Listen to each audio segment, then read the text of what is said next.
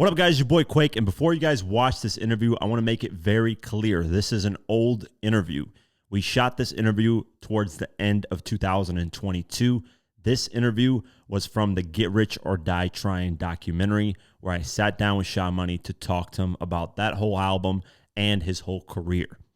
This is the first time this interview has ever come out in its entirety. With that being said, I didn't have a mic on me when I was asking him questions, so I went over the whole footage and voiced over the parts where I was asking him questions. There are only a few parts I left in there where I'm talking behind the camera, and I put captions below there so you can understand what I'm saying, because during those parts, we were talking back and forth, and to record voiceovers for that would just be simply too hard. I hope you guys enjoy it and look forward to more content, because I got a lot coming soon. Talk to us a little bit about who you are, where you're from, and give us some background on how you began your career in music. My name is Sha Money XL. They call me the Chain on the Bike, from Queens, New York. Born and raised Shadyville, Hollis, Queens for a lot of heads, or Queens Village. And that's the north side, and 50 from the south side. So I came up as a producer, producing for everybody in Queens from my side to Flushing to Queensbridge to south side. And I started off as a producer in Queens. That was my journey. Who were your influences coming up musically? Oh man, my musical influences coming up, it ranges from Q-Tip, Tribe Called Quest, of course Run DMC, LL Cool J, Marley Marl, the whole Juice Crew, Public Enemy. I mean, everything that was popping at that time, I was influenced by. EPMD, Rakim and Eric B, you know what I'm saying? Everything, Coochie Rap, everything coming out of Queens, Kid and Play, Herbie Lovebug, Salt and Pepper. The whole Queens was just coming with it so hard that even when I just stepped out of my house to walk past Hollis and, you know, go to elementary school, you'll see Jam Master Jay or Run DMC in a Benz driving down Hollis, and just, you know, I'm like, wow, look at that, bro, in a Mercedes Benz just cruising down the street on my way to school. So from day one, just being influenced by hip hop and having the Video Music Box channel and all these, you know, hip hop videos that you was able to see when you go home after school, that was the whole lesson of bringing me into hip hop, man. Just being surrounded by it. Born and birthed into it, Hollis, Queens. One of the biggest areas of Queens. Started with Russell Simmons, to Run DMC, to the Afros, to Jam Master Jay, to Def Jam. Everything started right there where I grew up, man. So just knowing that those brothers lived in the same houses, the same area, drinking the same water line as me, that was enough influence for me to know and feel that I could do it too. For real. When you got started, what did you set out to achieve in music? When I first got started, my first goal, honestly, I was in jail when I was 16, and the first thing I ever did when I got out of jail was say I was going to start rapping. So literally, I went to the studio. I didn't have a producer, but I knew that I had some samples and I had some break beats, and I made the engineer put it together for me. And after he put it together, I made my first song. It was like a dedication rhyme, like something that I was influenced from back in the days in Queens. So I was shouting out to everybody in my neighborhood and bigging up the names of all the street heads, all the wild niggas that was doing crazy shit. And my boy was like, yo, that beat is fire. You know what I mean? You know, my raps was all right, you know what I mean? A little mumble rap, you know what I mean? But, you know, for the most part, that was my first introduction to, yo, wait, I just made that beat. So after that, I was like, I got to get equipment. And then everybody else around my neighborhood was rapping, but nobody had beats. So for me, it was like, that's going to be the lane. So I kept trying to rap. And then my boy 6'2", who featured on Salt and Pepper's Shoot, was like, yo, Sha, your beats is dope. I think you need to focus on making beats because you could do something here. And when he told me that, it kind of sunk in. Like, I was like, all right. And I was in this group with my homeboy, Willie Bo. And I kind of just left it alone. And I just started producing for everybody. DJ Clue was popular in my neighborhood. He had this rap on his mixtape called P-Dap. I was producing all his records. And then I just started targeting everyone through Hollis, Queens, going through the north side, going to the south. Everywhere I could go in Queens where I found somebody that was dope, I was trying to get on my beats.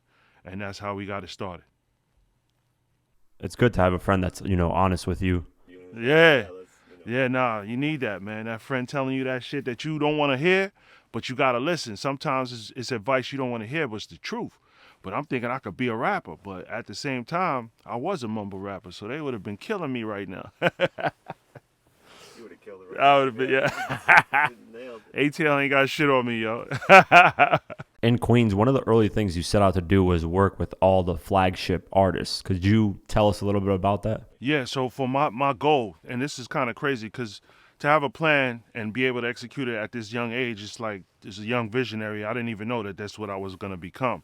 So my goal was like, look, everybody in Queens, let's find them. And it started out with like me being on street team for Trackmasters. I was doing Nas' street team for It Was Written in '96. And while I was on the street team, I was handing out the It Was Written books, and I had my beat tape. This is before CDs. I had my beat tape on me. And when Nas was doing a show at the theater in Harlem on 125th Street with Biggie Smalls, Little Kim, everybody was performing there, when he got off stage, he was walking through the crowd. He saw the street team. When you're on the street team, you get some privileges. So I was able to be a little bit backstage. I was able to be by Nas. He saw that we was representing him, so he gave us love. And standing right next to him was Cormega. And Cormega was his manager at the time named Biz. And they saw me representing QB, doing what I was doing for Nas. And I said, yo, I make beats. And I gave him the beat tape. And on that beat tape was Angel Dust. And that was my first placement, my first hip hop check. That was my first, like, all right, this is a real legit rapper who's about to make it. And he signed the Violator. Chris Lighty signed him. And Chris Lighty, rest in peace, he gave me my first check for $2,500 for Angel Dust. And that was the beginning for me to see that I'm now from Shadyville, but I'm now tapping in with Queensbridge. And then after that, I tapped in Flushing and started rocking with Royal Flush. So now it was like, all right, now I'm going to do everything. All right, I got Queensbridge, I got Flushing, I already got my hood. What's popping in Southside? You know what I'm saying? And at the same time, I was an intern for Def Jam. So with that, I was under Julie Greenwald, Heidi Skushler, and working in the marketing department because I went to NYU, which got me into the internship because in the labels, you got to be in college to get a real legitimate internship. And I was in the office doing that, pick up phone calls, nothing real work, but there was this room called the artist room, the artist lounge, and it was this circle room right on Varick Street at 160, and inside of it, that's where the artists go smoke, watch videos, they'll lounge while everybody's working. They could be in their own zone and nobody interrupt them, and you can't smoke. None of that was going on. So you see Method Man in there, everybody going there, Onyx, and at the time, Jam Master Jay was in there. And I would sometimes just open the door and stick my head in, and I seen him by himself. I said, holy shit, that's Jam Master Jay. And he was on the phone by himself. So he put down the phone, he was like, what up? I said, yo, I had 5 seconds, and I always knew I had this prep thing with me as a younger. I was like, yo, if I got 5 minutes to talk to someone, what I'm going to say? So within that 5 minutes, I always said to myself, I'm going to be able to say some shit that's going to make them fuck with me. So in that 5 minutes, I mentioned I was from Hollis, Queens. I mentioned I was a producer. I mentioned I was a fan of everything he did, like everything. And he was like, yo, play some beats, man. So he let me play beats for him. And from that moment on, he called Randy Allen, which was his partner. And Randy Allen did all of the extra, like, time with me and then kind of brought me into Jam Master Jay. And that's when I started getting under the JMJ umbrella through Jam Master Jay and Randy Allen. And that's what started the whole real introduction to the next level, what got me here right now. So you kind of alluded to it already of handing the beat CD to Nas, but talk to us more about your biggest project you had worked on. Yeah. So my first release was Cormega Angel Dust, and it had Havoc on the hook. And when everyone heard it, because, I was Mobb Deep influenced, Havoc was like East Coast Dre. Like, you couldn't tell me he wasn't the best one for Queens doing it at the time. So when Havoc was on the hook, everybody thought Hav did the beat. So everybody was like, yo, that was fire. But when they found out I did it, they was like, wait, you got that sound too? I was like, yeah. So from that moment on, that kind of opened the door for me to be able to work with, other people that was under Jam Master Jay, like Sweet Tea, a.k.a. Sugar. I did a record for her, and then Onyx had the other groups that was underneath them, and Joe Sinister that was signed to Jam Master Jay. He was crazy, man. But I had to deal with all kind of different artists that was just coming up, and then the ones that was already making it. But that was the introduction to let people know that he made beats and you could listen to it. And then I started working with DV Alias Christ and who was a part of Smooth the Hustler, and then just kind of networking within whatever I can get to as a street team or as a Def Jam intern, whoever I met, I kind of just connected with as a producer, and then it just started from there. Yeah.